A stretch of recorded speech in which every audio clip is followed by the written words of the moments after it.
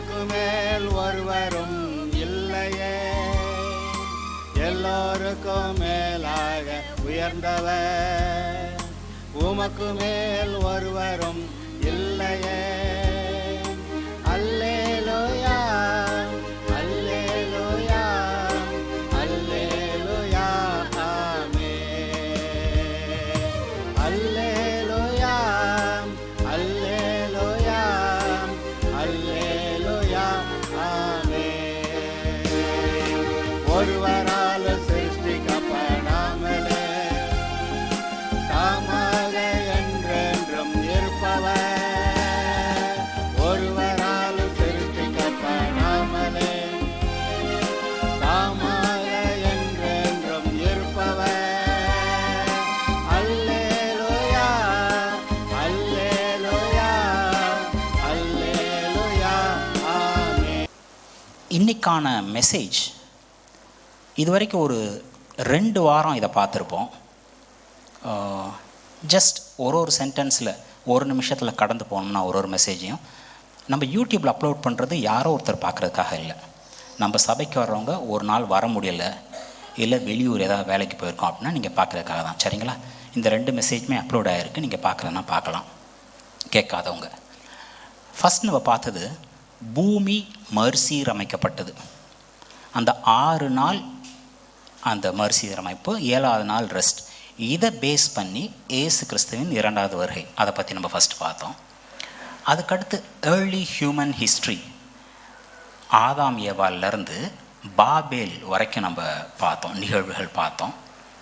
இது பார்த்தப்ப இன்னும் ஒரு இயேசு கிறிஸ்துவின் 2வது வருகையை பற்றி அந்த அத்தி மரம் துளிர் விடுதல், இஸ்ரவேல் திரும்ப உருவானது, எருசலேம் இஸ்ரவேல் ஆதிக்கத்துக்கு கீழே வந்தது, கவர்னன்ஸ்க்கு கீழே வந்தது.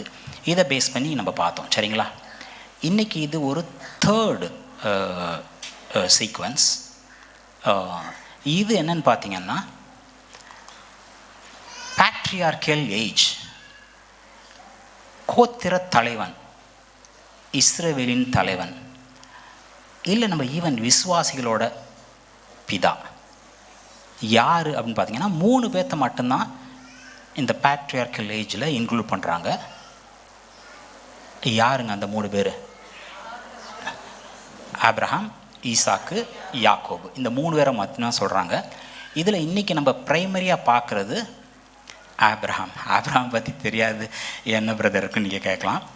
ஆபிரகாம் பற்றி பார்த்துட்டு நம்ம இன்றைக்கி ஒரு 3வது ஒரு தானியேலிருந்து இயேசு கிறிஸ்துவின் வருகையை மட்டும் இல்லை, இந்த எல்லா பிப்ளிக்கல் ஸ்காலர்ஸும் எக்ஸாக்ட் ஒரு pin pointed version of the happenings, இந்த டைம்லைன்ஸில் உள்ள ஒரு நிகழ்வு பார்த்திங்கன்னா இந்த தானியலில் உள்ள ஒரு வெளிப்பாடு, அதை பற்றி தான் சொல்லியிருப்பாங்க. அதை நம்ம பார்க்கலாம். சரிங்களா? ஒரு அரை மணி நேரம் டைம் பாஸ்டருக்கு நேரத்தை கொடுக்குற மாதிரி. இப்போ ஃபஸ்ட்டு ஆதியாகமம் 12:1. கர்த்தர் ஆபிரகாமை நோக்கி, நீ உன் தேசத்தையும் உன் இனத்தையும் உன் தகப்பனுடைய வீட்டையும் விட்டு புறப்பட்டு நான் உனக்கு காண்பிக்கும் தேசத்துக்கு போ அப்படின்னு சொல்கிறார் இல்லைங்களா? இது நீங்கள் பார்த்தீங்கன்னா ஆதியாகமம் 12:1 தான் ஃபஸ்ட்டு கால் பண்ண மாதிரி கர்த்தர் ஆபிரகாமை அழைத்தது போல ஒரு தோற்றம் உருவாகலாம். சரிங்களா? அப்படியே ஆதியாகமம் 11:31, அதுக்கு முதல் அதிகாரம் நீங்கள் போனீங்கன்னா, தேராகு தன் குமாரனாகிய ஆபிராமையும் ஆரானுடைய குமாரனையும் தன் பேரனுமாயிருந்த லோத்தையும் தன் குமாரன் ஆபிராமுடைய மனைவியாகிய தன் மருமகள் சாராயையும் அழைத்து கொண்டு அவர்களுடனே ஊர் என்கிற கல்தேருடைய பட்டணத்தை விட்டு கானான் தேசத்துக்கு போக புறப்பட்டான். கர்த்தர் யாரை கூப்பிட்ட மாதிரி நம்மளுக்கு 12 தெரிஞ்சது, ஆபிரகாமை கூப்பிட்ட மாதிரி தான் தெரிஞ்சது இல்லையா? இங்கே 11 பார்த்தீங்கன்னா தேராகு கூட்டிகிட்டு போன மாதிரி ஒரு தோற்றம் இருக்குது. கரெக்டுங்களா? ஆமாவா இல்லையா? ஆபிரகாம் கூப்பிட்டு போன மாதிரி தெரியல, ஆபிரகாமோட அப்பா வாங்கன்னு கூப்பிட்டு போன மாதிரி தான் தெரியுது. கானான் தேசத்துக்கு போக புறப்பட்டான். அவர்கள் ஆரான் மட்டும் வந்து சமூகத்தில் வந்திருக்கிறேன். இப்போ இன்னைக்கான மாடர்ன் டே எந்த இடத்துல பார்த்தீங்கன்னா உம்முடைய ஈராக்ல இருந்து வார்த்தைகளை புறப்பட்டு பாலஸ்தீன் நீர் தாரும். இருக்க ஏரியாவுக்கு வரணும். உம்முடைய ஆனா வார்த்தையை அவங்க தவிர சிரியாலே செட்டில் ஆயிட்டாங்க. நான் இப்ப பிழைப்பதற்கு அடுத்த ஸ்லைட்ல அந்த படம் இருக்கும். வேறு ஈரான், வழி இல்லை. Iraq, Syria, Israel. என்னோடு இப்போ பேசும். ஈராக்ல இருந்து சரி, இஸ்ரேல் போகணும் பாருங்க. புறப்பட்ட ஒரு டீம் சிரியால செட்டில் ஆயிடுச்சு. அதே மாதிரி இதுல ஆபிரகாமை தான் கர்த்தர் கூப்பிட்ட மாதிரி 12ல் சொல்லுது. ஆனா 11ல் ஆபிரகாமோட அப்பா எல்லாத்தையும் கூப்பிட்டு புறட்ட மாதிரி இருக்கு. சரிங்களா? என்னன்னு நீங்கள் தேடி பார்த்தீங்கன்னா அப்போஸ்தலர் 7:2-4 ஸ்தேவான் துணிகரமாக பார்த்து பேசுகிற மாதிரி ஒரு சீக்வன்ஸில் இது வருது. நம்முடைய பிதாவாகிய ஆபிராம் காரானூரிலே குடியிருக்கிறதுக்கு முன்னமே இந்த சிரியாவுக்கு வந்து அங்கே செட்டில் இருக்கப்போ தான் கர்த்தர் ஆபிரஹாம்கிட்ட பேசுகிற மாதிரி 12ல் சொல்லியிருக்கோம். ஆனால் அங்கே ஸ்தேவான் என்ன சொல்கிறார் அப்படின்னு பார்த்தீங்கன்னா, சிரியாவுக்கு வந்து அங்கே செட்டில் ஆகிறதுக்கு முன்னாடியே ஈராக்ல இருக்கும் பொழுதே மகிமையின் தேவன் அவனுக்கு தரிசனமாகி, நீ உன் தேசத்தையும் உன் இனத்தையும் விட்டு புறப்பட்டு நான் உனக்கு காண்பிக்கும் தேசத்துக்கு வா என்றார். அப்போ என்னன்னா 12ல் கர்த்தர் ஆபிரகாமை நோக்கி நீ வான்னு சொல்கிறது செகண்ட் காலிங்.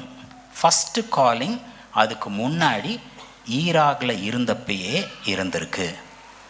சரி, அப்போது ஈராக்ல இருந்தே வந்துருச்சு அப்படின்னா நம்ம யூஸ்வலாக ஆபிரகாமை கர்த்தர் கூப்பிட்டதுக்கப்புறம் அவர் மட்டும் போகாமல் லோத்தையும் கூப்பிட்டுட்டு புறப்பட்டாருங்கிற மாதிரி தான் நம்மளுக்கு தோணும். இங்கே என்னென்னா அப்பாவையும் லோத்தையும் கூப்பிட்டு புறப்பட்டுருக்காரு. இஸ்ரேல் வந்து சேராமல் பாதியிலே செட்டில் ஆகி ஒரு இடத்துல உட்காந்துட்டாங்கல்ல, 15 வருஷம் வரைக்கும் இருக்கும்னு சொல்கிறாங்க. சரிங்களா? அதுக்கப்புறம் அந்த இடத்துல அவங்க அப்பா மரித்த பின்பு அந்த இடத்த விட்டு காலியாகி போகிறாரு. சரிங்களா? இன்னைக்கு உங்களுக்கு ஏதாவது ஒரு காலிங் உங்களுக்கு, அது வேலையை விட்டுட்டு சுவிசேஷம் பண்ணணும்னு இல்லை, அது ரொம்ப டிராஸ்டிக்கல் சேஞ்ச். சரிங்களா? உங்களோட காலிங் என்னன்னு உங்களுக்கு தெரியும். சரிங்களா? அந்த காலிங் உங்களுக்கு தெரியும். இந்த அழைப்பு கர்த்தரிடத்துலேருந்து எனக்கு வந்ததுன்னு உங்களுக்கு தெரியும். அதை பிடிக்கிறது உங்கள் அப்பா அம்மா இல்லை, உங்களுக்கு இந்த இடம் கம்ஃபர்டபுள், இன்னும் போகணுமா, இந்த இடமே நல்லா தான் இருக்குது, ஏதாவது ஒரு சூழ்நிலை சந்தர்ப்பம் ஏதாவது உங்களை பிடிச்சு இழுத்ததுன்னா கர்த்தருடைய அழைப்பு முக்கியமா, இல்லை ஆபிரகாம் 15 வருஷம் இழந்து போன மாதிரி ஏதாவது ஆபிரகாமை பிடிச்சிட்டு இருந்தது மறைகிற வரைக்கும் உங்களுடைய அந்த சுகம், உங்களுடைய கம்ஃபர்ட் ஜோன், இல்லை யாருக்காவது எங்கள் குடும்பத்தில் எங்கள் அப்பா சொல்கிறாங்க கர்த்தர் தான் தெய்வம்னு தெரியும், சபைக்கு போகலான்னு சொன்னால் வீட்டில் தடுக்கிறாங்க, என்ன ரீசனால் இருக்கலாம். வெளியிலேருந்து வந்த தடையை கூட உடச்சிட்டு வர்றது ஈஸி. ஆனால் உங்களுக்குள்ளே ஒரு கம்ஃபர்ட் ஜோன் நல்லா தான் இருக்குது, சுகமாக தான் இருக்குன்றதுல அதை உடைக்கிறது தான் கஷ்டம். சரிங்களா? உங்களுக்கு அழைப்பு காலிங் இருந்ததுன்னா உங்களை எது பிடிச்சிருக்குன்னு பார்த்துட்டு அதை மீறி வர வேண்டியது உங்களுடைய வேலை. சரிங்களா? இங்கே ஆபிரஹாமை அவர் ஃபஸ்ட்டு கோப்பில் 12வது அதிகாரத்தில் 15 வருஷம் ஆபிரஹாம் ஈராக்லேருந்து இஸ்ரேலுக்கு போகணும் புறப்பட்ட பயணத்தை சிரியாவில் 15 வருஷம் செட்டில் டவுன் ஆனோன்னு வரக்கூடிய செகண்ட் காலிங் தான். சரிங்களா? எத்தனை பேர்த்துக்கு இது விளங்கியிருக்கும்னு தெரியலை, இதை ஹைலைட் பண்ணணும்னு நான் நினச்சேன் ஃபஸ்ட். சரிங்களா? அப்பொழுது அவர் கல்தேர் தேசத்தை விட்டு புறப்பட்டு காரானூரிலே வாசம் பண்ணினான். அவனுடைய தகப்பன் மரித்த பின்பு அவ்விடத்தை விட்டு நீங்கள் இப்பொழுது குடியிருக்கிற இத்தேசத்திற்கு அவனை அழைத்து கொண்டு குடியிருக்கும்படி செய்தார். இந்த அப்போஸ்தலர் 7:2-4 தெளிவாக சொல்லுது. ஆபிரஹாமோட ஆதியாகமம் 12ல் கர்த்தர் கூப்பிட்டது முதல் அழைப்பு கிடையாது, அதுக்கு முன்னாடியே கூப்பிட்டுருக்காரு. சரிங்களா? அடுத்து இந்த ஆதியாகமம் 12:7-8 பாருங்க. இதை பார்த்தா உங்களுக்கு சாதாரணமாக தோணலாம். பொதுவாக படிக்கும்போது கர்த்தர் கூப்பிட்டார், கர்த்தருக்கு ஒரு பலிபீடத்தை கட்டி ஆராதனை செய்தார், இப்படி தான் உங்களுக்கு தோணும். கர்த்தர் ஆபிரகாமுக்கு தரிசனமாகி உன் சந்ததிக்கு இந்த தேசத்தை கொடுப்பேன் என்றார். அப்பொழுது அவன் தனக்கு தரிசனமான கர்த்தருக்கு அங்கே ஒரு பலிபீடத்தை கட்டினான். பின்பு அவன் அவ்விடம் விட்டு பெயர்ந்து பெத்தேலுக்கு கிழக்கே இருக்கும் மலைக்கு போய் அங்கே கர்த்தருக்கு ஒரு பலிபீடத்தை கட்டி கர்த்தருடைய நாமத்தை தொழுது கொண்டான். இப்போது இந்த ஆதியாகமம் 12:7-8 பின்புலம் தெரியாமல் இதை பார்த்தா இது நார்மலாக தான் தெரியும். கர்த்தர் அழைத்தார், கர்த்தருடைய நாமத்தை இவன் தொழுது கொண்டான், கர்த்தருக்கு ஒரு பலிபீடத்தை கட்டினான். இதில் என்ன விசேஷம் இருக்குன்னு நீங்கள் யோசிக்க முடியும். யோசுவா 24:2 பார்த்தா தான் தெரியும், அட இவன் உண்மையாகவே நல்ல மனுஷன்ப்பா, சும்மா இல்லை நம்மளோட தகப்பன், விசுவாசிகளின் தகப்பன் சொல்கிறதுன்னு சொல்லிட்டு. இஸ்ரவேலின் தேவனாகிய கர்த்தர் சொல்லுகிறது என்னவென்றால், பூர்வத்திலே உங்கள் பிதாக்களாகிய ஆபிரகாமுக்கும் நாகோருக்கும் தகப்பனான தேராகு என்பவன் நதிக்கு அப்புறத்திலே குடியிருந்த பொழுது அவங்க என்ன பண்ணாங்களாங்க? வேறே தேவர்களை சேவித்தார்கள். இவங்க எல்லாரும் நோவா வெள்ளத்துக்கு அப்புறம் அதிலிருந்து வந்திருந்தா கூட ஏதோ ஒரு இடத்துல கர்த்தரோட இவங்களுக்கு இருக்க ஐக்கியம் இல்லாமல் போயிடுச்சு. இவங்க தங்கியிருந்தாங்கன்னு சொன்னோம்ல, ஈராக்லேருந்து சிரியாவுக்கு வந்தோன்னு சொல்கிறோம்ல, இந்த எல்லா இடத்துலையுமே சுருவ வழிபாடு, சிலை வழிபாடு இருந்திருக்கு. அதுவும் அவங்க இந்த மூன் காட், நிலா, சூரியன், அக்னி இதெல்லாம் கும்பிட்ற மாதிரி இருந்திருக்காங்க. சரிங்களா? இப்படிப்பட்ட ஒரு ஆள்கிட்ட இருந்து தான் கர்த்தர் வான்னு சொல்கிறாரு. அவரும் நம்பி வந்துட்டார். இன்னைக்கு இந்த சால்வேஷனுங்கிறது நான் ஒரு பர்சனல் என்கவுண்டர்னு சொல்லுவேன். நான் ஒரு கிறிஸ்தவ குடும்பத்தில் பிறந்தேன், நான் கிறிஸ்தவனாக இருக்கிறேன் அப்படின்னு சொன்னால் அது ஒரு கிறிஸ்தவ வாழ்க்கை இல்லைன்னு நான் சொல்லுவேன். நான் பர்சனலாக இயேசு கிறிஸ்துவை ஆண்டவர் வருஷம் ஏற்றுக்கொண்டேன். அவர் எனக்கு செய்த எல்லாம் என்னுடைய பாவத்துக்காக அவர் அடிக்கப்பட்டார், அவர் சகலத்தையும் சுமந்து தீர்த்தார், அவர் மட்டும்தான் வழி. இதை நான் புரிஞ்சுக்கிட்டனால நான் அவரை பற்றியிருக்கேன், அவரை சார்ந்திருக்கேன்னு யாராவது சொன்னால் தான் உண்மையான கிறிஸ்தவ வாழ்க்கை வாழ்கிறாங்க. எங்கள் அப்பா கிறிஸ்டியன், எங்கள் தாத்தா கிறிஸ்டியன், நானும் கிறிஸ்டியன். இங்கே ஆபிரகாம் யார் கர்த்தர்னு கண்டுபிடிச்ச மாதிரி கண்டுபிடிக்கிறது கர்த்தரோட பிள்ளைகளுக்கு மட்டும்தான் வரும். ஆட்டுக்குட்டிகளுக்கு மட்டும்தான் மெய்ப்பனுடைய சத்தம் கேட்கும். அந்த ஆட்டுக்குட்டி எங்கே இருக்குன்னு அவசியம் இல்லை. அது பஞ்சம்பட்டில் பிறந்திருக்கலாம், அது கிறிஸ்தவர் அல்லாத ஒரு இடத்துல இருக்கலாம். ஆனாலும் என்ன இங்கே இதுதானே ஒரு கரெக்டாக தெரியுது, இதெல்லாம் பார்த்தா கரெக்டாக தோணலேன்னு தோணணும். சரிங்களா? இன்றைக்கும் அப்பா அம்மா பிள்ளைகளுக்கு சொல்லி கொடுத்து வளர்க்கணும். பிள்ளைங்க அவங்களா டிசைட் பண்ணணும், ஏசு கிறிஸ்துவை நான் ஆண்டவர் ரட்சகராக ஏற்றுக்கொள்கிறேன்னு சொல்லிட்டு. சரிங்களா?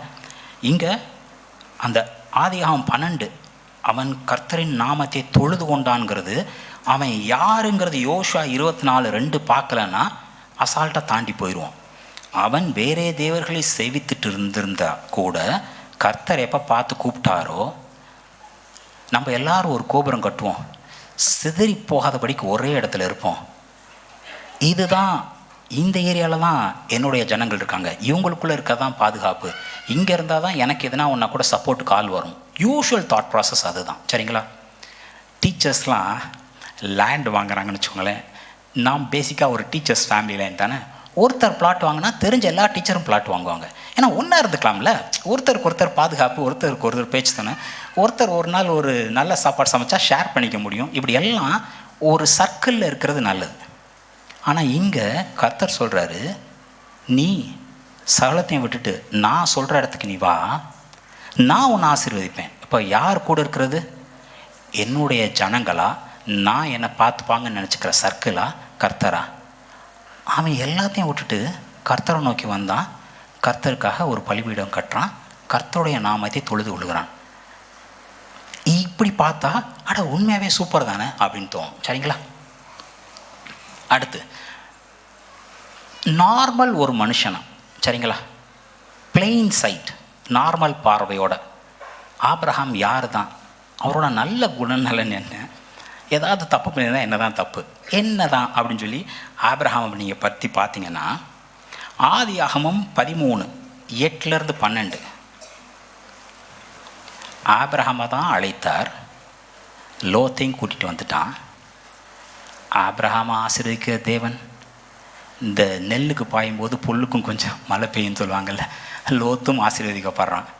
இப்போ கடைசியில் 2 பேரும் மிகுந்த ஐஸ்வர்யவான்களாக இருக்காங்க. இவங்க மேய்ப்பர்கள் கடையிலே பஞ்சாயத்து. இப்போது இவன் என்னச்சா சொல்லிக்கலாம், டேய் நான் இனிமேல் ஏன் வழிக்கு போய்க்கிறேன், நீ உன் இதை பார்த்துக்கோ. ஆபிரகாம் என்ன சொல்கிறார் பாருங்க, எனக்கும் உனக்கும் என் மெய்ப்பருக்கும் உன் மெய்ப்பருக்கும் வாக்குவாதம் வேண்டாம், நாம் சகோதரர். இந்த தேசமெல்லாம் உன் கண் முன் இருக்கிறது அல்லவா, நீ என்னை விட்டு பிரிந்து போகலாம், நீ சூஸ் பண்ணு, உனக்கு எது ரைட்டுன்னு படுதோ சாய்ஸ். பந்திக்கு முந்துவோம் படைக்கு பிந்துவோன்னு சொல்லுவாங்கல்ல, சாய்ஸை ஆபிரகாம் எடுத்திருந்தா மாம்சப்புறமாக ஆபிரகாம் ஒரு டிரெக்ஷன் எடுத்துட்டு இது நல்லது இதை நான் எடுத்துக்கிறேன், இன்னொரு சைடு நீ போ, மற்றவங்க உங்களுக்கு என்ன செய்யணும்னு நினைக்கிறீங்களோ அதை நீங்கள் மற்றவங்களுக்கு செய்யுங்கன்னு சொல்லுவாங்கல்ல. இவன் அந்த சாய்ஸை அப்படியே லோத்துக்கு கொடுக்குறான். நீ எந்த பக்கம் போகணுமோ நீ போ, இன்னொரு சைடு நீ எந்த இடம் ஃப்ரெஷ்ஷாக இருக்குது எந்த இடம் க்ரீனாக இருக்குன்னு பார்த்து நீ போவ, பிரச்சனை இல்லை. அதுக்கு ஆப்போசிட் டைரக்ஷன் ட்ரையாக இருந்தால் கூட நான் போகிறேன். இது ஒரு நல்ல குணத்தை காமிக்குது, சரிங்களா? ரொம்ப ஒரு ஜெனரஸ். நீ தம்பி நீ அண்ணன் நான் தம்பி, இது சொத்து இருக்குது, நீ எப்படி இருக்கு நான் அப்படி இருக்கலாம், பாதி பாதி பிரி வெட்டு அப்படி இப்படிங்கிற சமுதாயத்துக்குள்ளே இவன் சொல்கிறான், நீ எந்த பக்கம் போகணுமோ நீ போ, ஜஸ்ட் அதுக்கு ஆப்போசிட் சைடு நான் போகிறேன். பிளெயின் சைடில் பார்த்தா ரொம்ப நல்ல மனுஷன். 2வது, நீ உன்னுடைய ஜனங்களை விட்டுட்டு வா உன்னை ஆசீர்வதிக்கன்னு சொன்ன தேவன் மேலே தான் ஆபிரகாமோட பார்வை இருக்குது, சரிங்களா? ஆனால் பிளெயின் சைடில் பார்க்கும்போது ரொம்ப நல்ல மனுஷன், ரொம்ப ஒரு தாராள மனசுடைய அவன், சரிங்களா? ஆபிரகாம்லாம் அவங்க வீட்டுக்காரமாட்ட கேட்டிருந்தா அவங்க சொல்லியிருப்பாங்க, முட்டா பயலாடா நீ, இந்த 3 வருஷம் லீவ் போட்டு நீங்கள் பாருங்கள் அப்புறம் பார்த்துக்கலான்னு இப்போ ஒருத்தவங்க சொல்கிறாங்கன்னா அவங்க என்ன சொல்லியிருப்பாங்க, நம்ம இந்த பக்கம் போகலாம், அவன் எங்கிட்டு போனாலும் என்ன ஆனாலும் எனக்கு கவலை இல்லை அப்படின்னு தான் சொல்லியிருப்பாங்க. ஆனால் ஆபிரகாம் வந்து சொல்கிறாரு, நீ எந்த பக்கம் போகணுமோ போ தம்பி நான் பார்த்துக்கிறேன் அப்படின்னு சொல்லிட்டு, சரிங்களா? அடுத்து இந்த இதை பார்க்கும்போது பின்னாடி ஒரு நெகட்டிவ் பார்க்கும்போது இதோட பயங்கரமாக கிளாஷ் ஆகும். இங்கே பார்க்கும்போது ஆபிரகாம் பயங்கர வீர தீர சூரர் மாதிரி தெரியுது, சரிங்களா? பல ராஜாக்கள் வந்து சோதோம் குமாராவை அடித்து அந்த ராஜாக்களையும் பிடிச்சிட்டு போகிறாங்க, அதோடு சேர்த்து லோத்தையும் பிடிச்சிட்டு போகிறாங்க. நீங்கள் ஆபிரகாம் யாருங்கிறத மறந்துட்டு இதை நீங்கள் பார்க்கணும். தன் சகோதரன் சிறையாக கொண்டு போகப்பட்டதை ஆபிரகாம் கேள்விப்பட்ட பொழுது அவன் தன் வீட்டிலே பிறந்த கைப்படிந்தவர்களாகிய 318 ஆட்களுக்கு ஆயுதம் தரிப்பித்து தான் என்னும் ஊர் மட்டும் அவர்களை தொடர்ந்து ராக்காலத்திலே அவனும் அவன் வேலைக்காரரும் பிரிந்து பவுஞ்சுகளாய் அவர்கள் மேல் விழுந்து அவர்களை முறியடித்து தமசுக்கு இடதுபுறமான ஓபா மட்டும் துரத்தி சகல பொருட்களையும் திருப்பி கொண்டார்கள். அப்போ இதில் பார்த்தீங்கன்னா ஃபஸ்ட்டு கரேஜியஸ், பயங்கர தைரியமான ஆள். 2வது டாக்டிக்கல், புத்திசாலியும் கூட. விரட்டி வந்தாச்சு, நைட்டு செப்பரேட் டீம்ஸாக பிரிஞ்சு ஒருத்தர் இங்கிட்டு இருந்து அட்டாக் பண்ணி ஒருத்தர் இங்கிட்டு இருந்து அட்டாக் பண்ணி அவங்க எங்கிட்டு போகும்னு தெரியாமல் தவிக்கணுங்கிற மாதிரி. ஸோ பயங்கர தைரியசாலி, பயங்கர புத்திசாலி, அப்படி தான் தோணுது, சரிங்களா? அடுத்து இந்த விஷயம் பொதுவாக ஓசியா கிடைக்குதுன்னா ஃபினாயிலை கூட கொஞ்சம் வாங்கி குடிப்பாங்க அப்படின்னு சொல்லுவாங்க. ஓசியா கிடைக்குதா, எதுனாலும் ஓகே, அட சும்மா தானே வருது வாங்கி கொஞ்சம் வச்சுக்கோமே, டே உனக்கு இது தேவையா தேவையில்லையா, சும்மா தானே வருது வாங்கி கொஞ்சம் ஓரமாக வச்சுக்கலாம். இங்கே போய் சகலத்தையும் பிடிச்சு திருப்பி கொண்டு வந்துட்டார். இப்போ சோதோமோட ராஜா சொல்கிறான், எல்லா பொருளையும் நீ வச்சுக்கோ, என்னோட ஜனங்களை மட்டும் என்கிட்ட கொடு. ஆமாம், நான் போனேன் அடித்தேன், என்னோட 318 ஆளுகளை வச்சு தான் நான் போய் பிடிச்சிட்டு வந்தேன், இதெல்லாம் என்னோடது, ஆளுகளையும் தர்றதும் தராது கூட என் இஷ்டம்னு சொல்லியிருக்க முடியும் அங்கே ஆபிரகாம், சரிங்களா? அங்கே அவர் சோதோமின் ராஜா ஆபிரகாமை நோக்கி, ஜனங்களை எனக்கு தாரும், பொருள்களை நீர் எடுத்துக்கொள்ளும் என்றான். அதற்கு ஆபிரகாம் சோதோமின் ராஜாவை பார்த்து, ஆபிரகாமை ஐஸ்வர்யன் ஆக்கினேன் என்று நீர் சொல்லாதபடிக்கு நான் ஒரு சரட்டையாகிலும் பாதரட்சியின் வாரையாகிலும் உமக்கு உண்டானவைகளில் யாதொன்றையும் எடுத்துக்கொள்ளேன். நாளைக்கு நான் பெரிய ஐஸ்வர்யவானாக இருப்பேன் எனக்கு தெரியும், நான் பயங்கர ஆசீர்வதிக்கப்பட்டனா இருப்பேன் எனக்கு தெரியும். அதோட பங்கு உனக்கு இல்லை.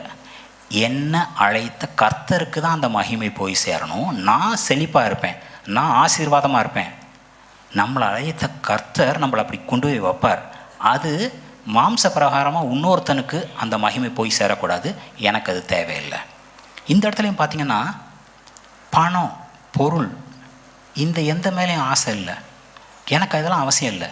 என்னுடைய தேவன் என்னை உயர்த்துவார், என்னுடைய தேவன் என்னை ஆசீர்வதிப்பார். இதுதான் பேக்ரவுண்டில் இருக்குது. அவன் ஃபோர் கிரவுண்டில் பேசுகிறது அந்த கான்செப்டு. பைசாலாம் உன்னோட பைசா எனக்கு என்னத்துக்கு அவசியம் இல்லை அப்படின்னு சொல்லி க்ளீனாக அனுப்பிச்சுடுற மாதிரி பார்க்குறோம். அடுத்து இந்தது ஜெசிகா டேனிக்கு 10th ஸ்டாண்டர்டில் எத்தனை குழந்தைகளுக்கு அது இருக்குன்னு தெரில. இன்றைக்கி விருந்தோம்பல் வீட்டிலேருந்து யார் யார் என்ன சமைக்கணும் சமைச்சிட்டு வந்து எல்லா பசங்களுக்கும் கொடுக்கணும் அப்படின்னு சொல்கிறாங்க. சரிங்களா? இதில் இது ஏன் என்னோடய அட்டென்ஷனுக்கு வந்ததுன்னா, டேனி போய் அவங்க டீச்சர்கிட்ட கேட்டிருக்கான், ஏன் மிஸ் தமிழர்களோட பண்பாடு விருந்தோம்பல்னு சொல்கிறீங்க, 10th ஸ்டாண்டர்ட் பசங்க மட்டுமா விருந்தோம்பலை அனுசரிக்கணும்? நான் 9th ஸ்டாண்டர்ட் படிக்கிறேன், நான் தமிழன் இல்லையா? நான் விருந்தோம்பலை அனுசரிக்க வேணாமா? ஸ்கூலுக்கு முழுசுக்கு நீங்கள் ஒரு நாள் விருந்தோம்பல் நாள்னால் எல்லாரும் சாப்பிடலாம் சொல்லணும். 10th பசங்க மட்டும் போய் சாப்பிட்டுட்டு இருக்காங்க, நாங்கள்லாம் வேடிக்கை பார்த்துட்ருக்கோம் அப்படின்னு கேட்டிருக்கான். சரிங்களா? நம்ம பெருமையாக சொல்கிறது உண்டு, தமிழர்களோட பண்பாடு விருந்தோம்பல்னு சொல்லிட்டு. இங்கே ஆபிரகாம் பாருங்கள், யாருன்னே தெரியாது, வெயில் நேரம் 3 பேர் போகிறாங்க. ஓடி போய் நீங்கள் முகம் கைகள்லாம் கழுவி இந்த மரத்தடியில் ரெஸ்ட் எடுங்க, உங்களுக்கு கொஞ்சம் அப்பம் தர்றேன், கொஞ்சம் சாப்பாடு தர்றேன். சாப்பாடு மட்டுமா தந்தார் அப்படின்னு நீங்கள் பார்த்தீங்கன்னா, நல்ல ஒரு ஆட்டுக்குட்டியை அடித்து சரியான ஒரு ஃபீஸ்ட் செலிப்ரேஷன் டைம். சரிங்களா? அப்போது இந்த கவனிக்கிறதுலேயும் ஒரு பெரிய மனுஷர். 3 புருஷர் அவனுக்கு எதிரே நின்றார்கள். அவர்களை கண்டவுடனே அவன் கூடார வாசலிலிருந்து அவர்களுக்கு எதிர்கொண்டு ஓடி தரை மட்டும் குனிந்து, ஆண்டவரே, உம்முடைய கண்களில் எனக்கு கிருபை கிடைத்ததானால் நீர் உமது அடியானை விட்டு கடந்து போக வேண்டாம், கொஞ்சம் தண்ணீர் கொண்டு வரட்டும், உங்கள் கால்களை கழுவி மரத்தடியில் சாய்ந்து கொண்டிருங்கள், நீங்கள் உங்கள் இருதயங்களை திடப்படுத்தி கொஞ்சம் அப்பம் கொண்டு வருகிறேன் அப்படின்னு சொல்லிட்டு தான் போய் நல்ல ஒரு ஆட்டுக்குட்டியெல்லாம் அடித்து சரியான ஃபீஸ்ட் வச்சது. சரிங்களா? ஸோ இந்த பொதுவாக கவனிக்கிறதே நல்ல ஆள். இதனால்தான் நியூ டெஸ்டமெண்ட்டில் புதிய உடன்படிக்கையில் யாருனே தெரியாத ஒரு தேர்ட் பார்ட்டியை நீங்கள் கவனிக்கிறதா நினச்சி தேவ தூதர்களை கூட நீங்கள் கவனித்தது உண்டு. நான் பசியாக இருந்தேன், நான் தாகமாக இருந்தேன், நீ எனக்கு தரல. நீங்கள் எப்பப்பா பசியாக இருந்தீங்க, நீங்கள் எப்போ தாகமாக இருந்தீங்க, நான் உங்களுக்கு எப்போ தராமல் இருந்தேன்? நான் பசியாக இருந்தேன், நீ எனக்கு தந்த. நீங்கள் எப்போ பசியாக இருந்தீங்க, நான் எப்போ உங்களுக்கு தந்தேன்? பசியாக இருக்கிற யாருக்கெல்லாம் நீ தந்தியோ அப்போல்லாம் நீ எனக்கு தந்த.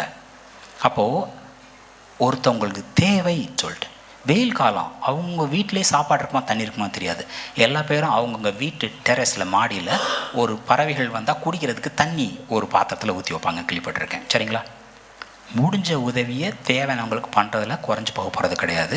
இங்கே இதில் ஆபிரகாம் நல்ல ஆடு மாடு அடித்து விருந்து வைக்கிற அளவுக்கு பயங்கரமான ஆளாக இருந்திருக்காரு. சரிங்களா?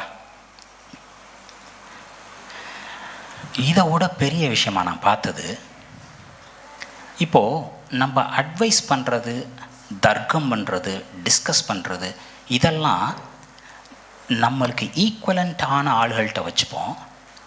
அவங்கள்ட்ட கூட சில சமயம் பஞ்சாயத்து வரும்னு, இவன் என்னோட சின்ன பையன், இவன் என்னோட இப்போ ஒரு பாஸ் கீழே இருக்க வேலை ஆள்கிட்ட டிஸ்கஸ் பண்ணுறது ஈஸி, இதை செய் அதை செய்யுங்கிறது ஈஸி. தன்னை விட ஒரு லெவல் மேலே உள்ளவங்கள்ட்ட இந்த மாதிரி ஒரு கான்ட்ரடிக்டரி டிஸ்கஷன்ஸ் வச்சுக்கிறது அவ்வளோ ஈஸி கிடையாது. சரிங்களா? ஏன்னா அது தவறாக போயிடுமோ அப்படின்னு சொல்லிட்டு நம்ம தாட் ப்ராசஸே நம்மளை ரெஸ்ட்ரிக்ட் பண்ணி வைக்கிறது உண்டு. இங்கே ஆபிரகாமுக்கு யார் கூட பேசுகிறோம்னு தெரியுது. சரிங்களா? ஏன் நான் சொல்லலைன்னா, சர்வலோக நியாயாதிபதி நீதி செய்யாதிருப்பாரோ. So he is talking to the judge. சரிங்களா? He is talking to the one, இந்த உலகத்தையே நியாயம் தீர்க்கக்கூடிய ஒருத்தர்கிட்ட பேசுகிறோன்னு தெரியுது ஆபிரகாமுக்கு.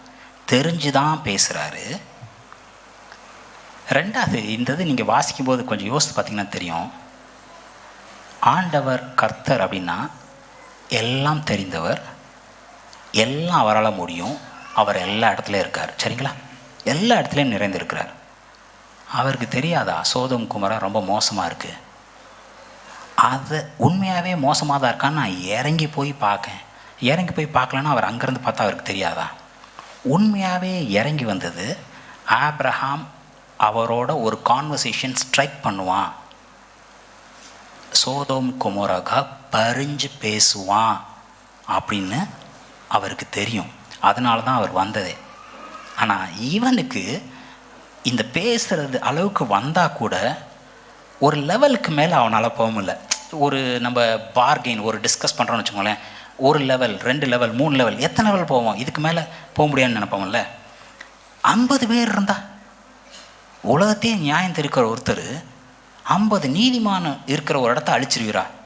50 பேர் இருந்தால் அழிக்க மாட்டான். ஐயோ, அப்போ 50 பேர் கூட இல்லையா? ஒரு 5 குறைச்சி 45 தான் அழிக்க மாட்டேன். அப்போ அழிக்கிறேன்னு அவர் வந்துட்டாரா? 45 கூட இல்லை, ஒரு 40 30 20 10. இவன் ஒரே ஒரு நீதிமான் இருந்தா கூட நீர் அழிக்கிறது நியாயமா இருக்குமான்னு கேட்டிருக்க முடியும்.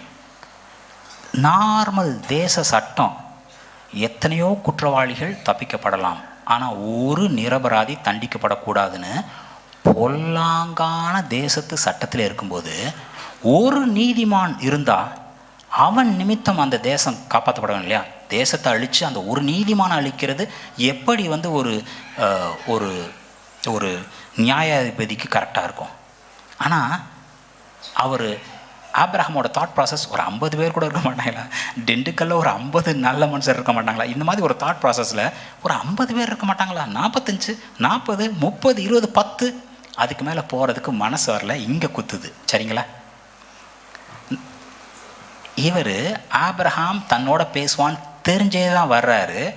நான் செய்ய போகிறதே ஆப்ரஹாமுக்கு மறைப்பேனோ, எப்படி ஆப்ரஹாம்கிட்ட சொல்லாமல் நான் போக முடியும்னு சொல்லிட்டு இவர் சொல்கிறாரு, துன்மார்க்கனோடே நீதிமானையும் அழிப்பீரோ, துன்மார்க்கனோடே நீதிமானையும் சங்கரிப்பது உமக்கு தூரமாய் இருப்பதாக, நீதிமானையும் துன்மார்க்கனையும் சமமாய் நடப்பிப்பது உமக்கு தூரமாய் இருப்பதாக, சர்வலோக நியாயாதிபதி நீதி செய்யாதிருப்பாரோ.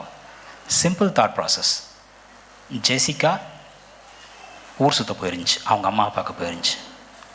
ஒரு 10 gift வாங்கிட்டு வந்திருக்கு. கிஃப்ட்டை போய் உன் ஃப்ரெண்ட்ஸ்க்கெலாம் கொடுத்துட்டியாப்பா? இல்லைப்பா கொடுக்கல, நான் இன்றைக்கி கிளாஸ்க்கு போகிறேன், யார் யார் நல்லா பிஹேவ் பண்ணுறாங்களோ ஒழுங்காக நடக்கிறாங்களோ அவங்களுக்கு மட்டும்தான் கொடுப்பேன். எல்லா பிள்ளைகளுக்கும் கொடுத்து நல்ல பிள்ளைகளுக்கும் என் கூட நல்லா பழகாத பிள்ளைக்கும் ஒரே தட்டில் வச்சு என்ன வேல்யூ அப்படின்னு சொல்லுது. 10ஆம் கிளாஸ் படிக்கிற பிள்ளைக்கு இருக்கிறது கர்த்தாதி கர்த்தர் தேவாதி தேவனுக்கு தெரியாதா? ஆனால் ஆபிரகாம் இறங்கி கேட்கான், நீதிமான்களையும் பொல்லாங்கரையும் ஒரே தட்டில் வச்சு பார்ப்பீரா? 50 பேர் இருந்தால் நீ அழிக்கிறது நியாயமாக இருக்குமா அப்படின்னு சொல்லி இறங்கி வர்றான். இன்றைக்கும் நீங்கள் இறங்கி நீங்கள் அவர்கிட்ட பேசுகிறீங்கன்னா, நான் நல்லா இருக்கேன், என் வீட்டுக்காருக்காக ப்ரேயர் பண்ணுறேன், அவர் பொல்லாங்கான மனுஷர் தான், இன்னும் ஆண்டவர் அக்செப்ட் கூட பண்ணிக்கலை, நான் பேசலாமா? நீங்கள் பேச முடியும். நீங்கள் உங்களுடைய குடும்பத்துக்காக உங்களுடைய உறவினர்களுக்காக நீங்கள் இறங்கி பேச முடியும். அப்பா, இவங்க ரட்சிப்பின் வழிக்கு வர்றதுக்கு கிருபை பண்ணுங்க, இவங்கள பாதுகாத்துக்கங்க, பேச முடியும். உங்களுடைய வார்த்தையை அவர் கேட்பார். ஆப்ரஹாம் மாதிரி இதுக்கு மேலே எப்படி போய் கேட்குறது? இந்த ஆளுக்கு போய் இப்படி நம்ம என்ன பண்ணுவோம்? நம்மளோட தாட் ப்ராசஸ், இவர் இவ்வளோ மோசமாக இருக்கார், இவருக்கு போய் நான் இவ்வளோ கேட்க முடியுமா?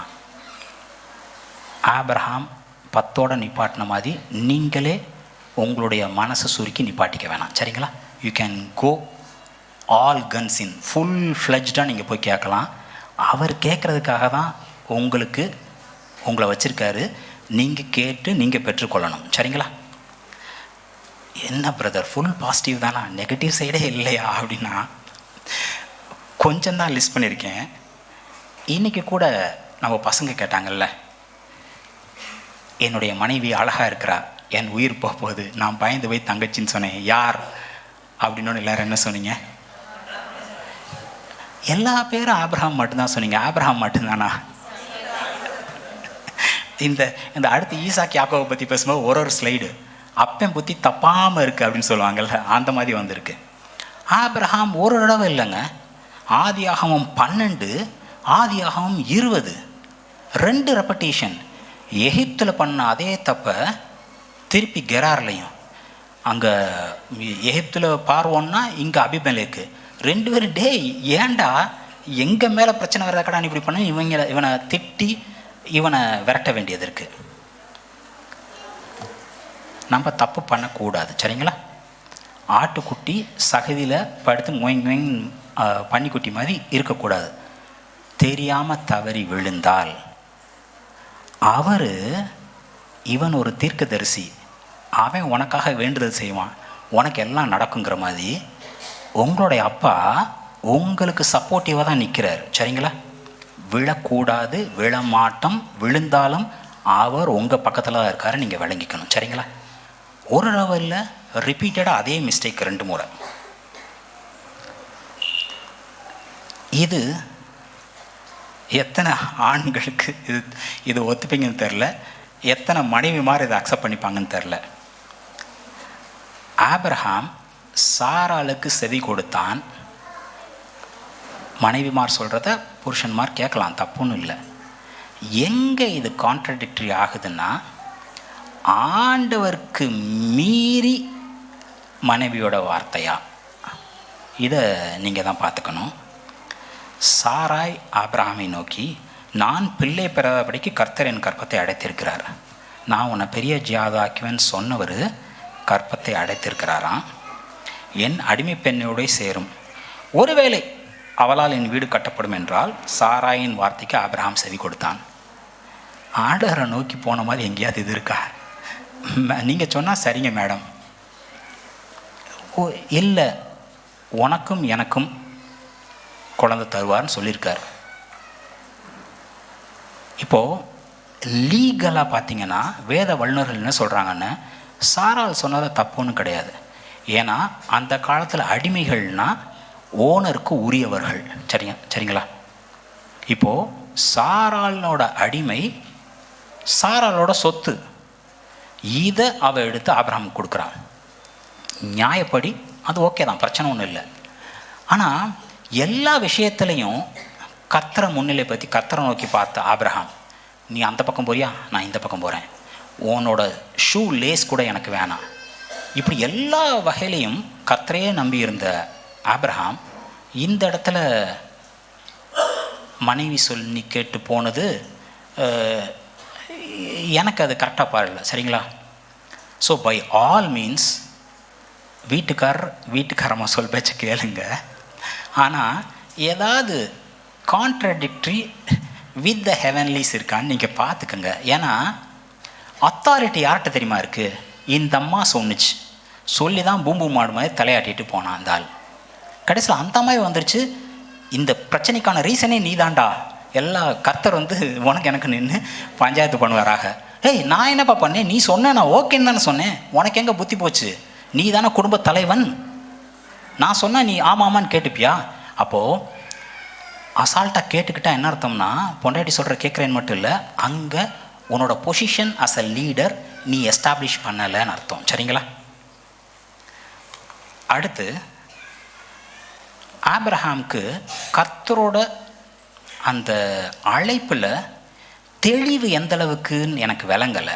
ஏன்னா எல்லா பேருக்கும் தெரியும் சாரால் ஸ்க்ரீனுக்கு பின்னாடி நின்று கழுக்குன்னு சிரிச்சா உனக்கு குழந்தை இருக்குன்னப்ப எல்லாத்துக்கும் தெரியும்ல. ஆனால் இந்த இடத்துல பார்த்தீங்கன்னா சாராலாட்டம் கழுக்குன்னு சிரிச்சா இவன் முகம் குப்புற விழுந்து விழுந்து விழுந்து சிரிச்சான்னு வருது. எப்போ உனக்கு குழந்தைய தருவேன்னு கர்த்தர் சொல்லும்போது 100 வயசாச்சு அப்படின்னு விழுந்து விழுந்து சிரிச்சுட்டு, அதெல்லாம் இருக்கட்டும், இவனை கொஞ்சம் பார்த்துக்கங்க. இன்றைக்கி பிரச்சனையே இஸ்ரவேலுக்கும் சுற்றி இருக்க அளவுக்கு எதனால் பிரச்சனை? இந்த ஆபிரகாம் கேட்ட இந்த ஒரு வார்த்தையினால தான். இவனையும் கொஞ்சம் பார்த்துக்குங்க. உர்ரா, இவன் நான் கொடுக்காத ஆசீர்வதிப்பான பிள்ளையாக இல்லாட்டினா கூட வார்த்தையின் நிமித்தம் இவனும் ஒரு பெரிய ஜாதி ஆவான் அப்படின்னு சொன்னால் தான் பெரிய பஞ்சாயத்தை இன்னைக்கு வரைக்கும், சரிங்களா? இஸ்மவேல் உனக்கு முன்பாக பிழைப்பானாக, இன்னைக்கு வரைக்கும் இருக்க பிரச்சனைக்கு ரீசன், சரிங்களா? ஒரு மனுஷனா வித் பிளெயின் ஐஸ் நான் ஆபிரகாம்கிட்ட இவ்வளோ ப்ளஸ் இவ்வளோ மைனஸ் பார்க்குறேன்ல, இந்த வெயில் காலம் கஷ்டப்பட்டு நடந்துட்டு வர்றாங்க. அவங்களுக்கு தேவை. இன்னும் கூட நான் கேள்விப்பட்டது உண்டு, தமிழ்நாட்டில் சில இடங்களில் பறவைகள் வெளிநாட்டிலேருந்து பறந்து வந்து இங்கே முட்டை போட்டு குறிஞ்சு பொறிச்சு திருப்பி போகிறது உண்டு. கர்த்தரோட பார்வையில் ஆபிரகாம் எப்படி தான் இருந்திருக்கான்னு பாருங்கள். விசுவாசத்தினாலே ஆபிரகாம் தான் சுதந்திரமாக பெறப்போகிற இடத்துக்கு போகும்படி அழைக்கப்பட்ட பொழுது கீழ்ப்படிந்து, ஹீஸ் அ ஒபீடியன்ட் பர்சன் சொல்கிறார். ஆனால் நம்ம பார்த்தப்ப ஈராக்லேருந்து வந்து சிரியாவில் 15 வருஷம் டேரா போட்டான். கர்த்தர் அதை பார்க்கல. சரிங்களா? கர்த்தர் பார்க்காததை நீங்கள் பார்க்க வேண்டிய அவசியம் இல்லை.